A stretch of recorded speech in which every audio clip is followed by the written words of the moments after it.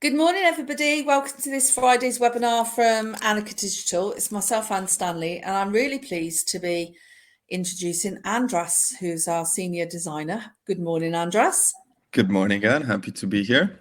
And this is your very first webinar, so I think there might be a little bit of nerves, but you're going to smash it. Yes, hopefully. So you're going to be talking about Photoshop today and how to do some sort of basic introductions really on how to use it. So what I was going to do to start with, just for the people, while we're waiting for a few more people to arrive, is we're going to run a couple of polls and try and get an understanding of what level everybody's at. And then we'll pass over to yourself. So let's share the polls. Also, if you're new to Annika, you can download the handouts. And there, top right, you can see a little sign saying handout. So go and help yourself to those. So we're going to start the first poll, and I'm going to read it out because when we get to the recording, it will allow people to know what we're talking about. So you should be able to see it on your screen now. Have you heard of Adobe Photoshop before? Yes, I'm familiar with it. I've heard the name, but don't know much about it. No, it's completely new to me. So obviously, some of you will have used it before, and in a minute, we're going to ask you what your level of experience is. But, oh, that's good. About 63% of the people are familiar with it. 38% have heard of it, but have not, don't know much about it. So it's sort of a 75-25 split of people that are familiar with it and people that haven't used it at all. So you've got a few beginners in there. So let's go and see what level people are at. So I'm going to just do another poll. Have you ever used Adobe Photoshop before? Yes, I'm a Photoshop pro. I've dabbled in it a bit. I've seen others use it, but never tried it myself. I've heard of it, but never used it. No, I'm completely new. So hopefully people will start completing that now and we'll get a few answers. We're just waiting for that to, let me just see, I wonder if it's, yeah, hopefully, yes, people are starting to fill it in. So the most popular answer at 50% is I've dabbled in it a bit. Then you've got about a quarter who've never used it at all, and a quarter that have seen other people use it, but they've not tried it themselves. So I would say about half the audience have played, which I think is why they're here. I think if they were real experienced, they probably wouldn't be here. And then we've got, yes, I'm a Photoshop Pro, which I think is probably one of the Annika team stalking you to see if you know what you're talking about. Excellent. Okay, well, I'll close that poll as well. So thank you very much for filling that, everybody. And just to give a bit of housekeeping, so myself and Gurpreet are manning the chat. She's hiding in the background. I'm going to disappear and turn my camera off and be back in about 50 minutes. So if you've got any questions, we'll try and answer them, but it's more likely that this is not my area of expertise. We'll ask Andras in a little while. So over to you. Yep, thank you very much, Anne, for the introduction. So, as I mentioned, my name is Andras. I am the senior designer here at Annika. I've been here for almost a year now, so time flies really, really fast. Before that, I used to work in Budapest at Saatchi & Saatchi, and then for a London marketing company called Brain Labs. Yeah, I think these are the slides that everybody already knows about, especially the regulars, who we are when we were established, and what kind of services we offer. So I would also like to go into Photoshop because that's why we are all here. And I would like to start out by asking, what exactly is Photoshop? So obviously a lot of people have heard of it. Some people have actually used it. It is actually a really, really old application. So it was created by Adobe in 1990. So it's 23 years old. It's gone through so many changes. We have so many new features that didn't exist a few years ago. But it's basically a layer-based digital workspace. So what that means is you have layers which contain elements, and they are interchangeable. You can influence how they work, and basically they make up an image which you can later export and use. Lately, a lot of AI improvements have been implemented into Photoshop as well, which I'm going to get into a little bit more detail when I actually show you the application. So my slides are going to be more short this time because I'm actually going to give you a hands-on demonstration of what Photoshop is. So what does it do? It does almost anything. Obviously, it's not magic, but it's very, very close to it. So you can create websites, you can create a banner, you can manipulate photos, you can do intricate composites, you can even illustrate with it. Although Adobe has another app called Adobe Illustrator, which is better at illustrations. But all of these apps, they work hand in hand. So the Adobe suite has multiple apps that can integrate with each other very, very well. A lot of people ask, how do you start actually creating in Photoshop? When you open it up, what do you do? Well, the first thing is you have to practice a lot. I am a self-taught Photoshop person, and I basically cheated, I stole, and I adapted designs. So what that means is there is no shame if you want to take a shortcut in something, or if you want to figure out how something works. You can even, if it's for your own project and if it means that you get good practice out of it, you can steal designs as well. Obviously, you wouldn't want to show them as your own. But how I practiced is I looked at a web page or I looked at an image that I really liked. I stole it and then I tried recreating it myself. And I basically adapted it to my own style, to say so. And that is the best way to get practice, in my opinion. So try to copy other people. But also, I used a lot of YouTube. So these three people that you can see here, so Piximperfect, Tatvid, and Nemanja Sekulic are three Photoshop masters, and I have watched countless videos from them, I think in the hundreds, and they were basically my online mentors without them even knowing about it. And yeah, that's how I really got ahead. And these three people helped me land my first design job, actually. What kind of resources do we have for Photoshop? We have Behance, which I am going to get into now because I have them open. So this is Behance. This is basically an Adobe app or Adobe service where people can upload their work, what they make. You can choose from creative fields. You can choose from graphic design if you want to. You can choose by color. And this is a really, really good place to get inspiration from. The next one is Dribble, and it's also a very similar website to it. So I use these things usually to get inspiration, but you can also be inspired by everyday things. So let's say you want to create a door handle in the shape of a lion, or mock up a soda can. You can do that. So it really all depends on you and how you try to find inspiration in the world and how you look at things. I'm just going to go back to my slides now.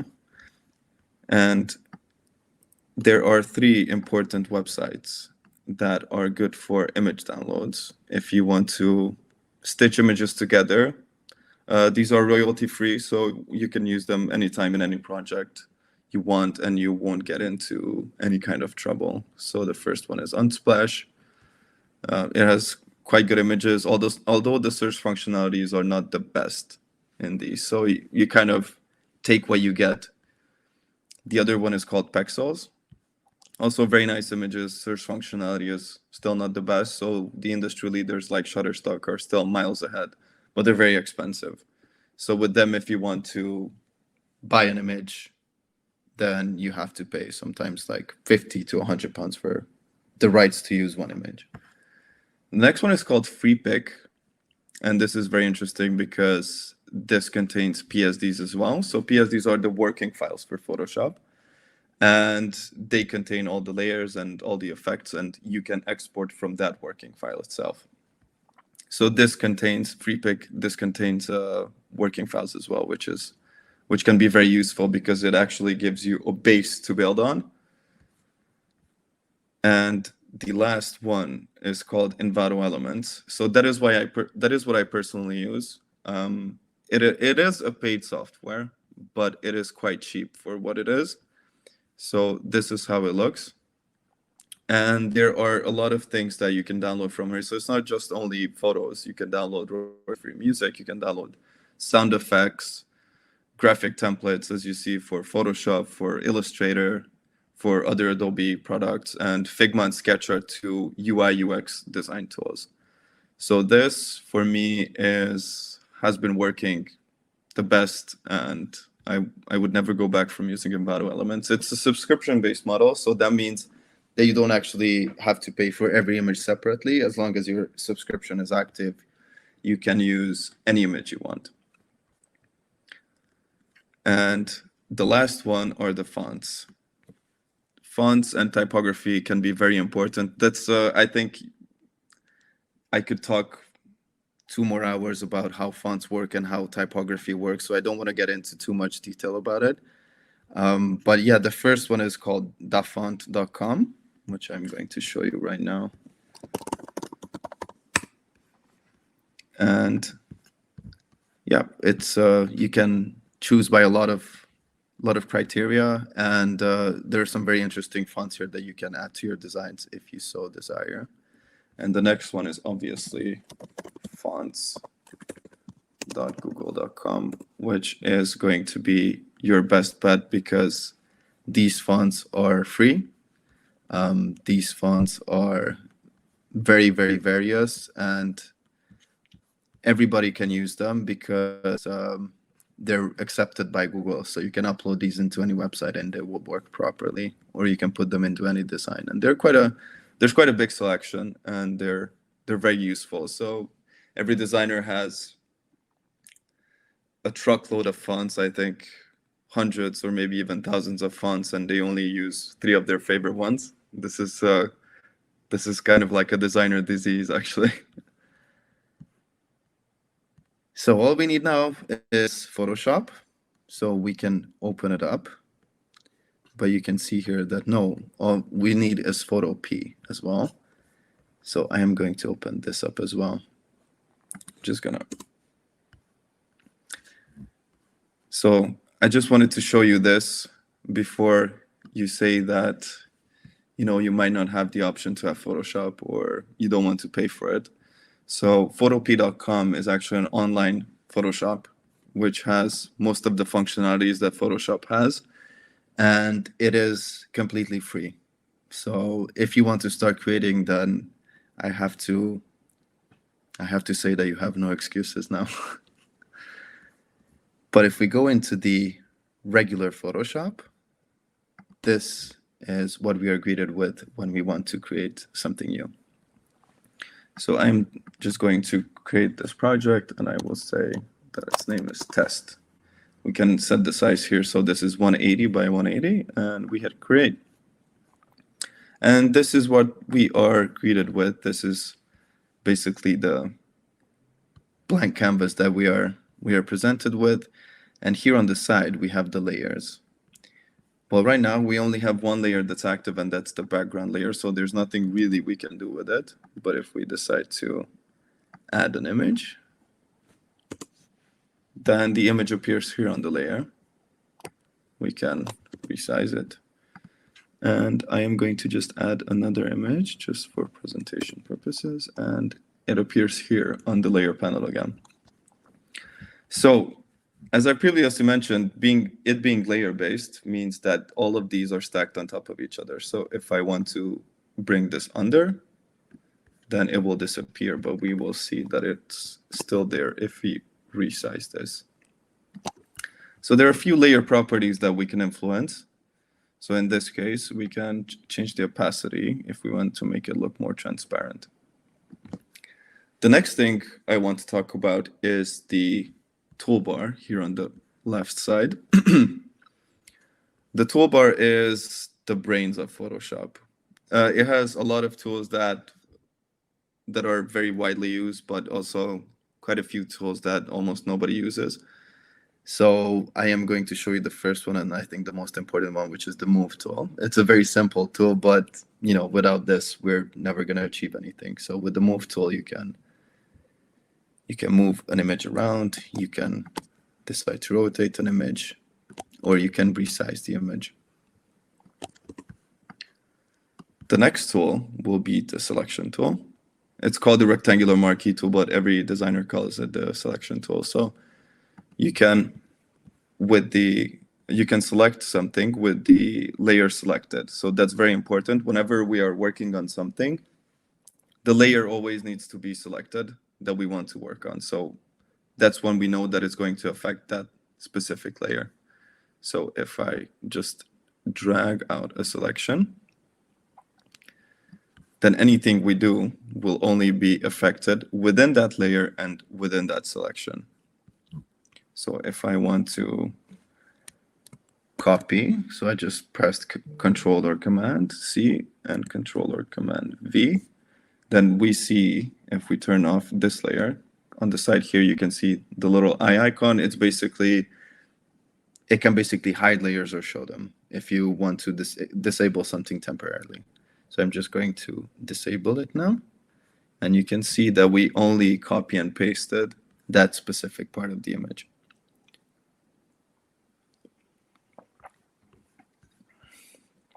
I'm going to bring that back now, and I am just going to delete this layer. So these first tools were the move tool and the selection tool. We also have the lasso tool, which is used for selecting as well. So the way it works is you click and drag, and it just creates a line. So it's basically like a freehand selection. If you want to do a very rough one, then this is the way to do it. And you can do the same Control or Command C and Control or Command V, and then you have a different type of selection. But this doesn't look very nice, so we are going to delete it for now and bring the woman back. So this is where it gets a little bit more interesting. The object selection tool is powered by AI. So that means that it can identify certain objects or certain elements within an image and make a selection based on them. So let's see what happens when I click on the woman with the object selection tool. Just takes a moment, but it has created a selection of the woman. So that means if it's not going to be a perfect selection, as we see if we start zooming in, we see that some parts here are not going to be selected very well. Yeah, so it's never going to do a perfect job. It does a pretty good job, but usually it's up to the designer, and this is where experience and skills comes in to actually refine a selection. And I am going to Command C and Command V. And if I turn the bottom layer off, we can see that it did a pretty decent job. So what if I want to add a different background to the lady, because I don't want her standing on the beach? Although this is a very nice border of the woman standing on a beach. If I want to add another photo, I could just drag and drop, and we could have a portrait of a woman in the mountains. Her pants actually, or sorry, her trousers actually go very well with the water there. So yeah, that was the object selection tool. We have another tool. If we just temporarily disable these and bring her back, we have another tool called the quick selection tool, which is similar to the lasso tool. So if you drag around the image, then you can see it starts making a selection, those little marching ants.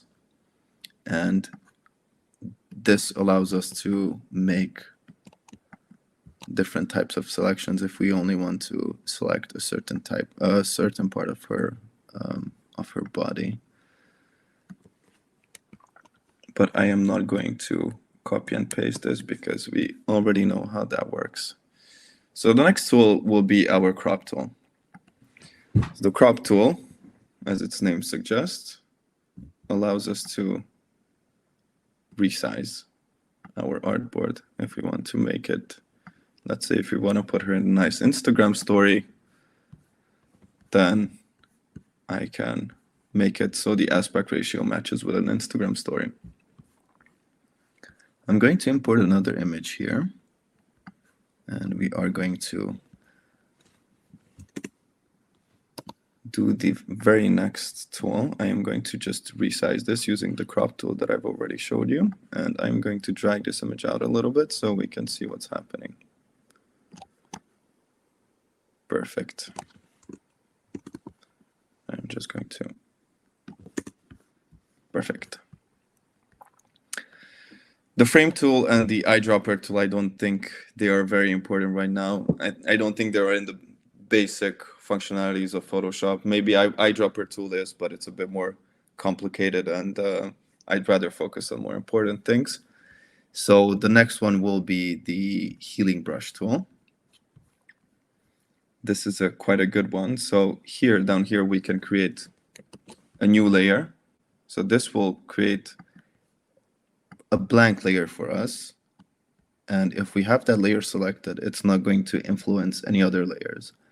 So we can work non-destructively. Let's say if I want to delete this rock, I could either go in with the eraser, which we all know what an eraser tool is.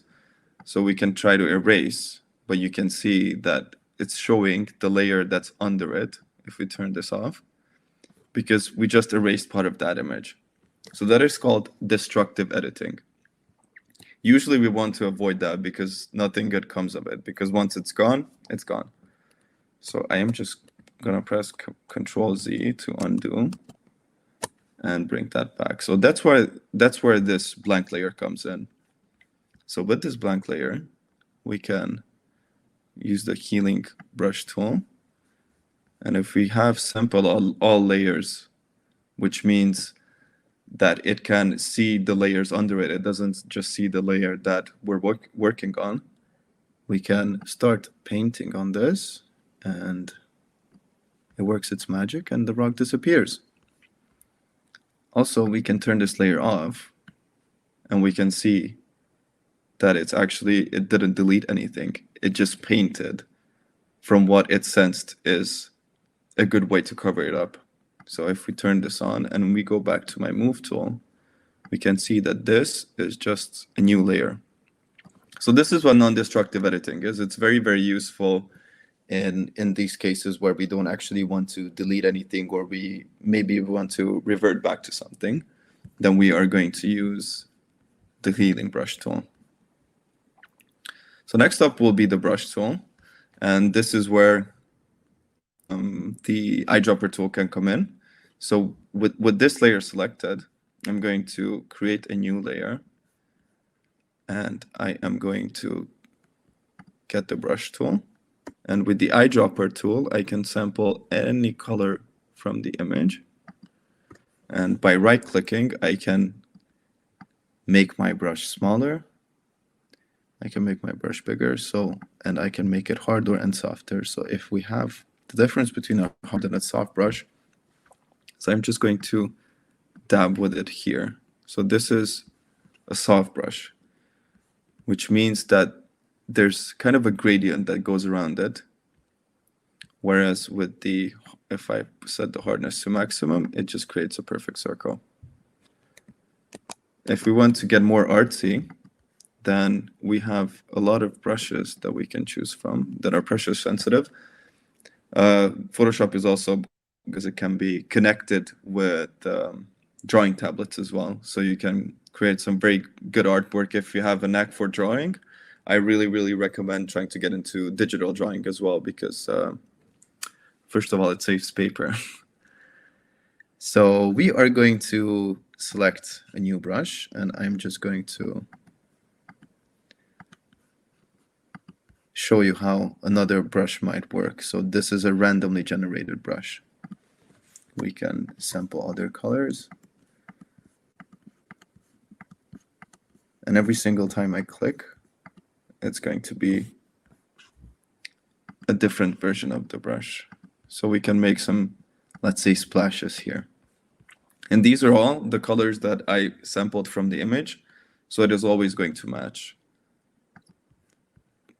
But if I use, I don't know, a red one, then obviously that is not going to be the best. It doesn't match very well. So I'm just going to delete this layer. So this is what a new layer looks like, and you can turn layers off, and everything can be turned off and on separately, which I think is really, really cool. You can also, if you wish, you can group layers together by pressing Command G. And with that, you can turn the whole group off at once. I'm just going to go back. The next one is going, these ones are a bit less setting. So we have a blur tool, dodge tool, but these are going to be not very used. So the next one I would like to talk about is the text tool. So if I want to type something out, so I'm going to type out waves. I'm going to make it really big. It's almost like a nice movie poster. I don't like this color, so what I can do here is I can either change the color from here. I can change it to a nice white color. Or the interesting part comes in when you actually right-click here, and you have all these layer effects. So let me show you how that works. So if I want to change the color of something, so then I click here, and these are all effects that you can apply to one particular layer. So the first one could be a color overlay, which means you can change it to any color you wish. And it's because it's a separate effect, it will come up here. So you can preview and turn it off and turn it on. I'm going to turn it off for now because I don't like this green one, so you can turn it off here.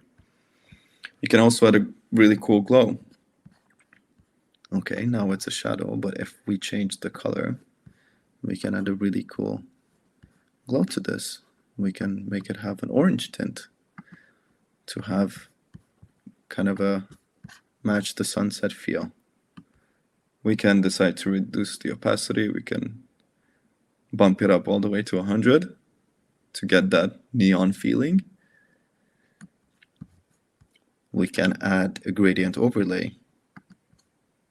There's a lot of gradients that we can choose from. So the very cool thing about Photoshop is that you have a lot of presets as well. And the most important thing, that there is a tutorial for everything.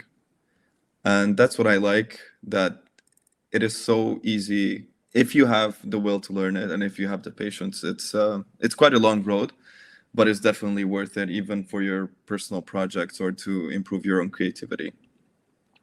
So you can add gradients to it. You can add a stroke. You can decide what kind of stroke do you want. Do you want a bigger stroke? Do you want a smaller stroke? So these are all ways to stylize your image. I'm just going to turn off the gradient overlay and the stroke. Well, maybe we can leave the glow a little bit because maybe we like how it looks if we just reduce the opacity a little bit. The next effect that we can try out is a drop shadow. So this works in a similar way to the glow. It's just it has different parameters that you can change. So we can make it seem like the waves, the word waves is floating and it's casting a shadow on the water.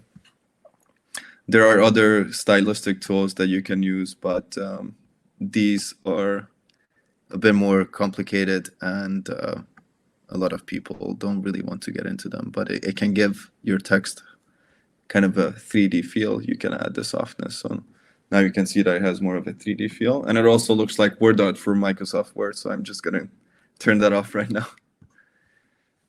Okay.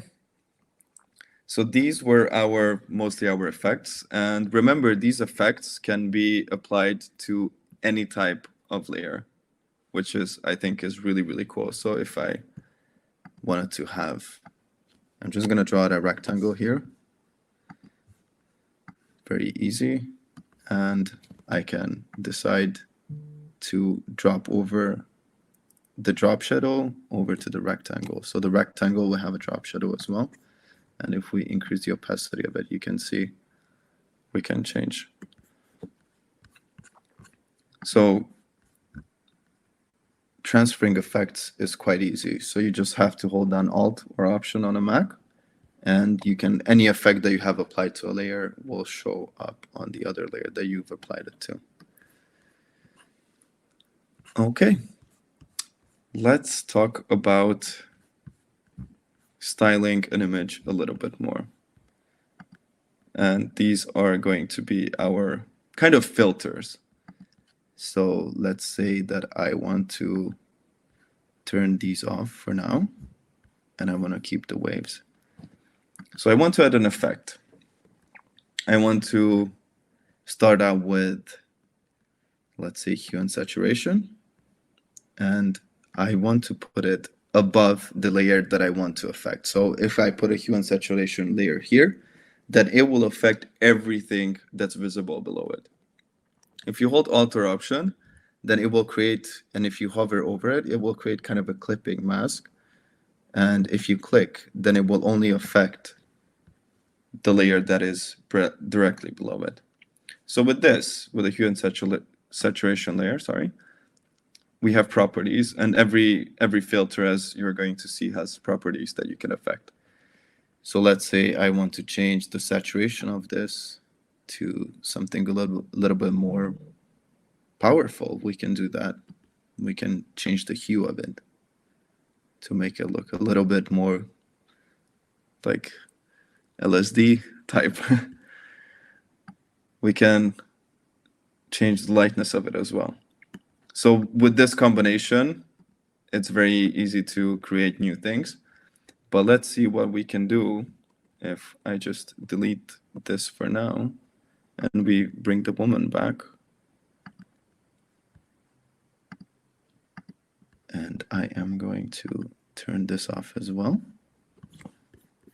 So if we apply what we just seen to the, let's say, to the woman's shirt.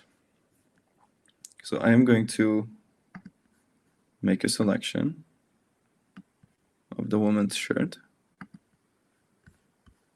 So here we see that Photoshop in this case is not doing a perfect job, but we can fix that by pressing Option, and it will remove parts of the selection. So now we have her shirt or her blouse selected. We can now create a new hue and saturation layer. And now the hue and saturation layer will only affect, because I clipped it to it, and it has a mask here, which I'm going to talk about in just 1 minute after I show you this. So if you start changing the hue, it will only change the color of her shirt because it is clipped to just that layer. So what you see here, this little icon in the side, is called a mask. So a mask is something that allows for non-destructive editing, which is very useful. As we've previously mentioned, we don't want to actually destroy anything. We want to keep everything as is, and we want to keep everything directly editable, especially if we want to transfer our working file to somebody else, then they will need to be able to remove any edits that they don't want. So mask does just this. So in this case, I am going to turn off all of these layers, and I'm going to show you what a mask does. So we have 2 layers here that are active. We have this one, and we have this one. If I create a new mask, which can be found here, I just click on it, and you see that this little new window comes up. So if that one is selected, and I select my brush tool and I start painting on it,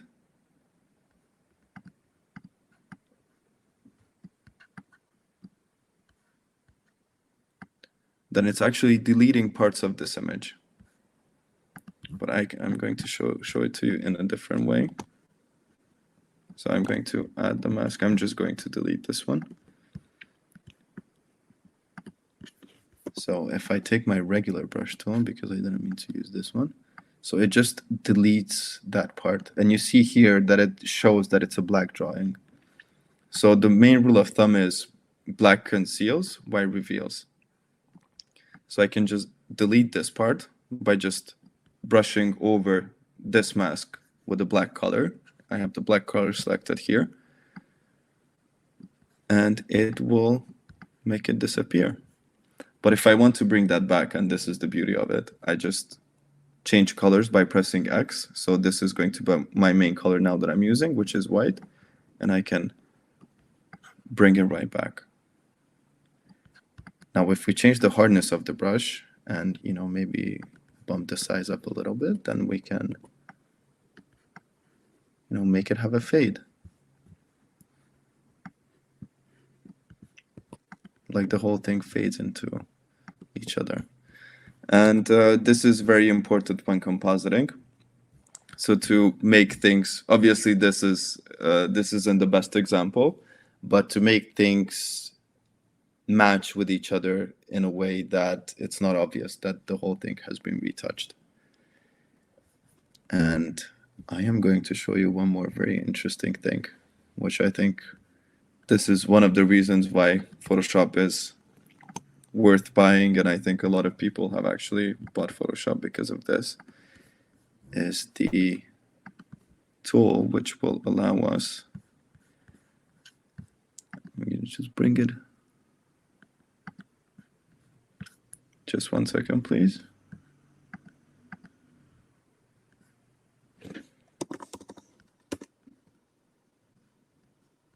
So we have a generative fill tool.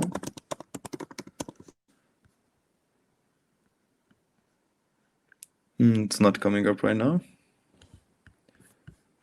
Just 1 second, please.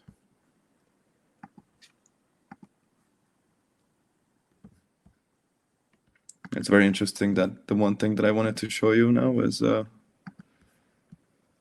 going to come up. But if we want to make this a little bit bigger, this image, but we don't have any other pixels to work with, we can just increase the size of this. It won't always do a perfect job, but if we just make a selection with the marquee selection tool and we go into file, we go into edit and we go into content aware fill.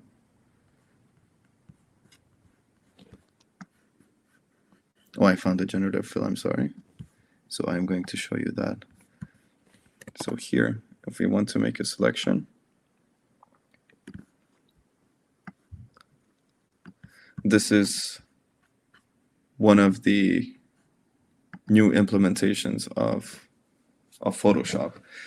So this has made a lot of people's lives way easier. It made me hate myself a little bit as well, because it's somehow replaced something that I've been learning to do for years and years.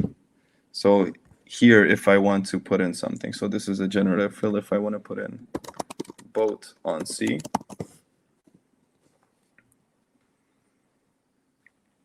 then it will generate, hopefully, a very good image for us. Sometimes it's a hit and miss, but it's not too bad actually this time. So, and this is entirely AI generated within Photoshop. Or I can show you another example. Let's go with this nice tropical beach. So I'm going to select this. I'm going to resize it a little bit so we can see what's happening. And I'm going to bring it into the middle. So the same thing can be done here as well. If we want to add let's say, a little turtle. We'll just select the area where we want to add a turtle. So let's say here on the beach, I would like to see a turtle. I just go to edit and I go to generative fill and I say baby turtle.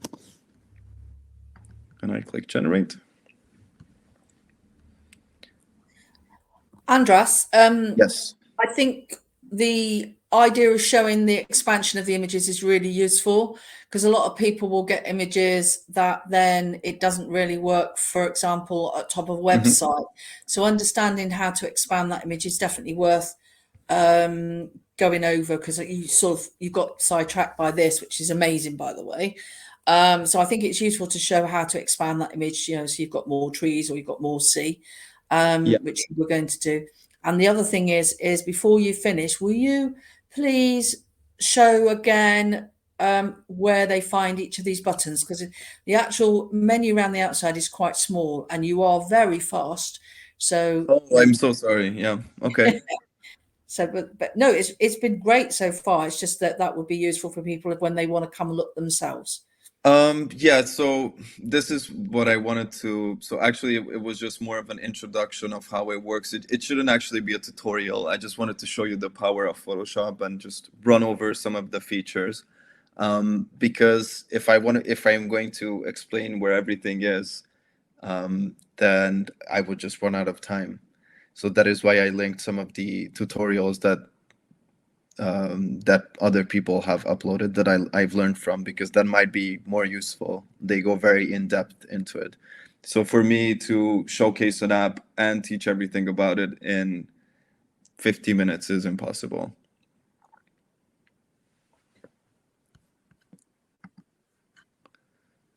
I did do my best though. So here we have the content aware scale tool as well.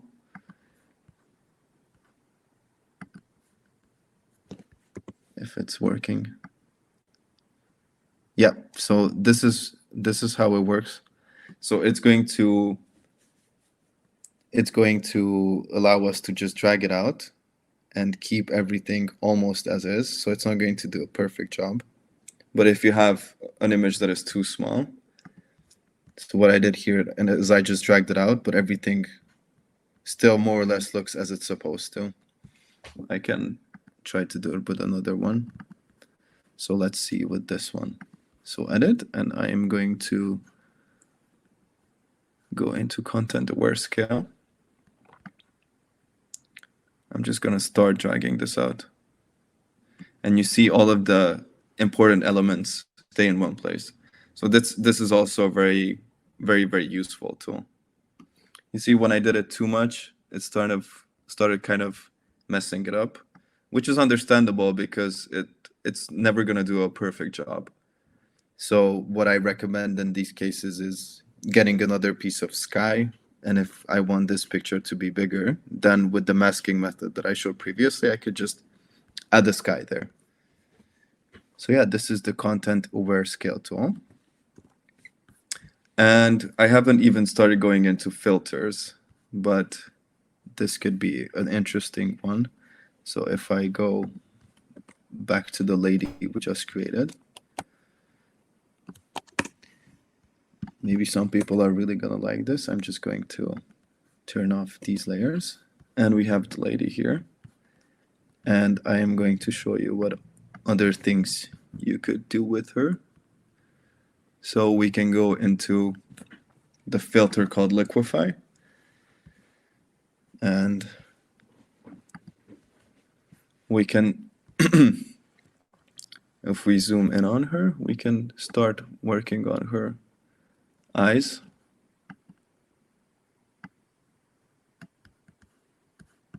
Sorry. We can change her nose a little bit.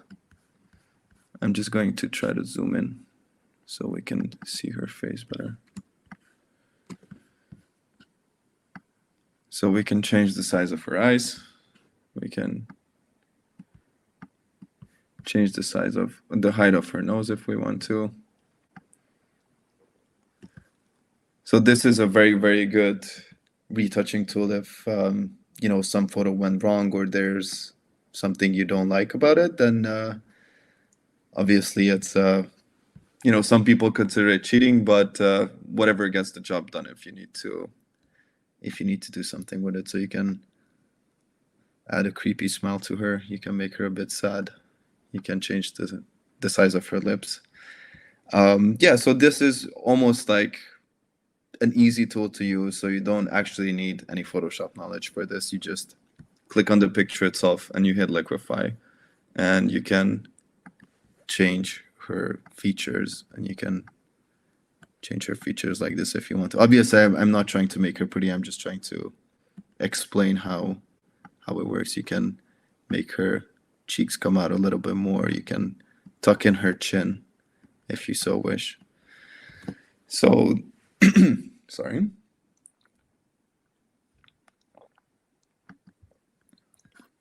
Because this is non-destructive editing, you see that we applied an effect here called smart filters. So if I turn that off, we have the original image still. So this is the best thing about Photoshop, and this is what AI is not able to do yet. And I don't know if it will be able to do, but this is why I think that AI wouldn't necessarily replace designers, because we are still going to need source files. We are still going to need editable things. Whereas if we put a prompt into Midjourney or DALL-E or any type of AI image creation tool, then we cannot simply edit them because it's just one picture. So we are going to have a picture like this, but it's going to have destructive editing. We're not going to be able to change it after. So yeah, I think this is why Photoshop isn't going anywhere anytime soon, and AI hopefully won't take over us designers. And yeah, I think I've spoken a little bit too long now. No. If there are any questions, You've got more time. You've got more time. Okay.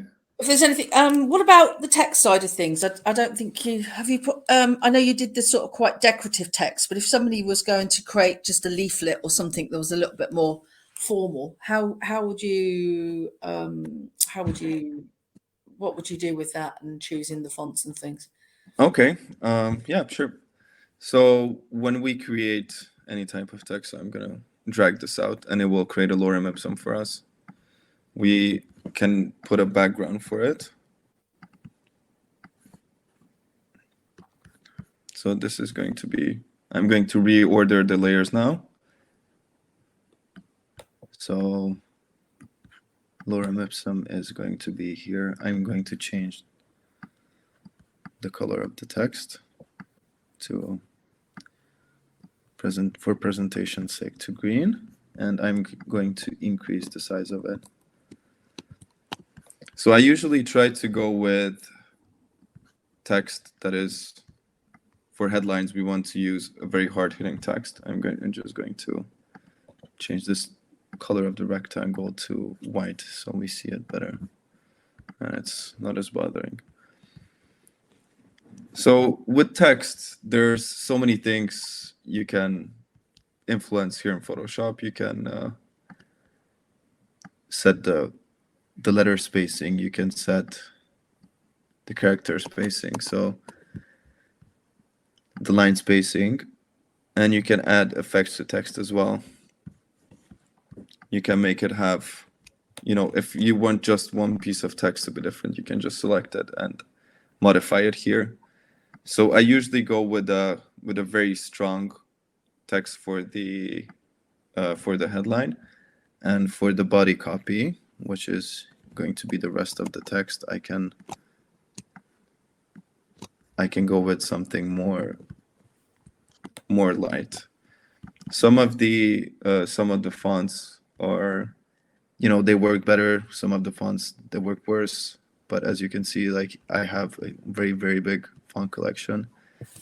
So would you put all your text on the same layer, but in different boxes, or would you put different elements in different layers? Every text, so as you can see down here, So this is one layer. So this can be influenced in one way, and this can be influenced in another way. So when each time you create a new box, you've effectively created a new layer at the same time. Exactly. Yes. Yeah. So with every box, if I want to create something more intricate, then I'm going to write a word. So let's say lorem. I'm going to bump the size of this up so I can show you properly. So here I have this text. I'm going to just delete this, and I will duplicate this. So I have lorem, and here I have ipsum. Because these two are on separate layers right now, so even though they are next to each other, they are on separate layers. So that means that if I want to add a stroke to this, let's say to the ipsum. So stroke is effectively a border. Yes. It's a border which can be used to stylize. I usually do it to stylize text. Otherwise, borders are not very commonly used anymore. It's a 10-year-old design trend that I've never heard of the word stroke before in this context. So oh yeah, so it's border. That's the official name of it is a stroke. Okay. So if I add a stroke here, and I'm going to change the color of the stroke. Whenever I click on an option to select color for something, I usually get a little eyedropper tool, which I'm going to use here. So I just took over from that, the color, and with this one, because I have the stroke on, it looks ugly, but I can actually reduce the fill of this. Oh, I see. So the layer itself is not going to be showing. So this is the difference between fill and opacity. Because if I decrease the opacity, nothing is going to show. If I decrease the fill, the original element is not going to show, but everything else is. So if I were to add a lot of effects here from this panel that I showed you, like I wanted to add a glow or I wanted to add a drop shadow, those would all show. So let me just show you if I add a drop shadow. And I think when we've done this one, we'll go to the questions because there's quite a few questions and I can't answer any of them. So that's fine. Hopefully I will be able to. So for this one, we can add separate effects and we can add a drop shadow to this one. We can make it a bit. Obviously, this is not going to be perfect because these things require a lot of work usually. So to put it into perspective, when you experiment with things and you start pushing things around when you're making a website, even just one page can take 1 or 2 days. And I can. But I think there's an element of experience versus speed here, but also, once you've done one thing before, you'll reuse ideas that you've done previously. Of course, yes. Yeah. So this is what it is, because everybody can do anything in Photoshop. All you need is a tutorial, but not the important part is, but the difference between, I don't know, a beginner and an advanced person, they both know the same things because everybody has so many learning material at their disposal.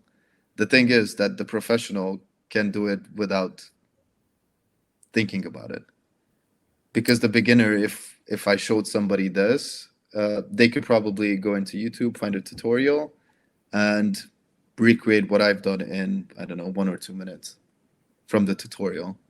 But the thing is, you need to have knowledge of all of these tools in your head and what they do, and that is the. Well, I think it's more than that. I think practice. It's an eye for design and knowing what looks right and knowing the psychology behind it that makes a good designer. And I think a lot of people use tools like Canva just because it's a quick and easy way of getting what they've got in their head down, but it doesn't necessarily mean it's a good design. Anyway, doesn't necessarily mean it's a bad one, because no, that's true. That's some true. people have very good eye for design. They're just lacking the technical Experience. capabilities, let's say. Yeah, yeah. Okay. There's only a couple of questions. Francois says, "Can you suggest an AI generator tool for pairing fonts? It doesn't have to be AI. So pairing fonts. I'm not sure what does she mean by pairing fonts? Is that by choosing which fonts to put together? Yeah.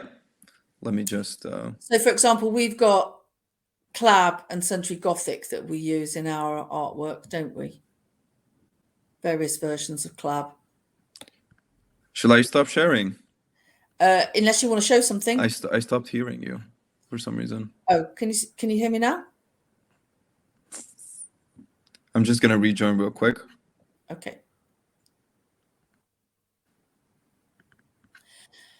While we're waiting for Andres, can you hear me now, Andres? Can everybody else hear me okay? Francois said yes. So hopefully that means that she, I'm talking about the same thing that she is. Yep, Well, sorry, I'm here now. can you hear me okay? Yes.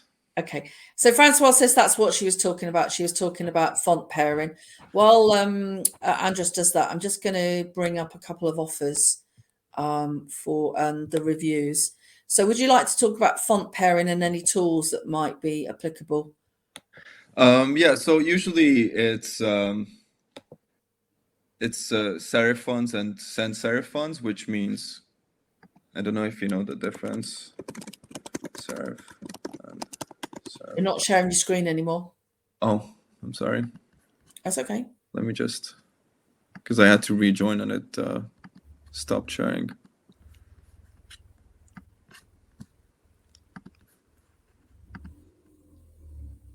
So this is the difference between serif and sans serif. Usually we use sans serif in the body copy. So if it has these little thingies sticking out of it, usually it's a serif font. It's a sans serif, it's more clean. So sans is French for without, isn't it? Yeah, Or without, yes. without. So it's a good way of remembering it hasn't got the little tweaky bit.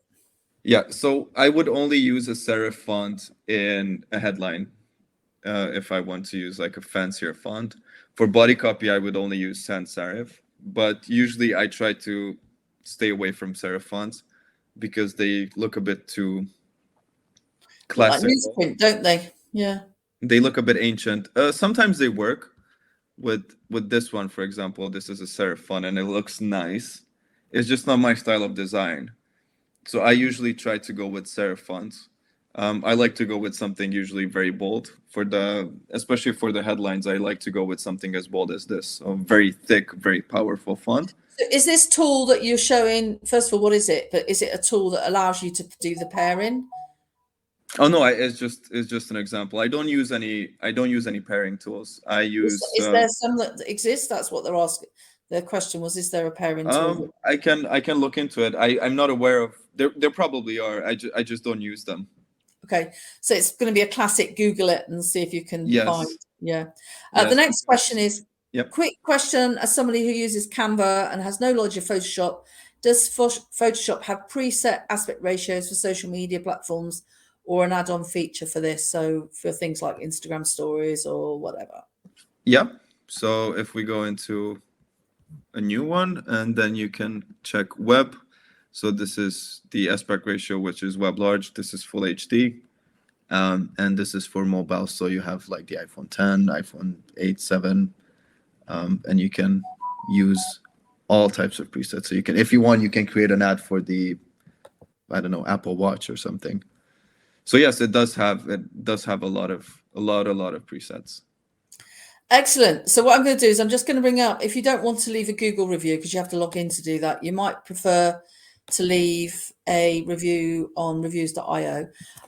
Well, I think you've done an amazing job. Did you forget you were presenting because you didn't seem nervous at all once you got going, Andres? Yeah, it was a bit scary. I get nervous. I don't know why, because I usually like being in the center of attention, but yeah, it got way better once I actually started talking about this. It's just the tool is so it's just so many things to do and so much to say. Sometimes in my head, I'm like, is this more important? Is that more important? What would I say? And yeah. And the last thing I wanted to do today was, as many of you are aware, on the 3rd of October, we've got our Leicester Digital Live conference. So hopefully some of you will be able to get to that. The tickets at the moment are £50, which is the early bird tickets, and that includes your lunch. They're going to go up to £75, I think, at the beginning of September. So you've got a couple of days to still get the early bird tickets. Any profits will go to the Leicester Hospital charities. We're also looking if anybody's interested in sponsorship. We've got stands from £500, but there's 10 speakers altogether, including HubSpot, SEMrush, and Interflora. I was hoping TikTok were going to speak, but I've sort of given up on their PR team getting the approval in time.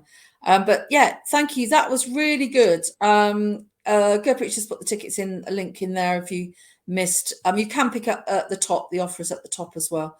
But thank you very much, Andres. That's really fascinating. I'm not a big Photoshop user. I get really confused when I go in. So it's very, very interesting to see a professional using it. So thank you very much. I think we may not have one next week because it's bank holiday. Gurpreet, is there I know you're lurking in the wings.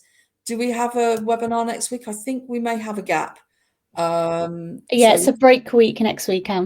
Excellent. Okay, no problem at all. Yeah, lots of love coming in on the comments. So I'll stop the recording now. You'll get it in an hour or so. But see you. We'll see you in September. Bye, everybody. Thank you very much. Bye-bye. Bye.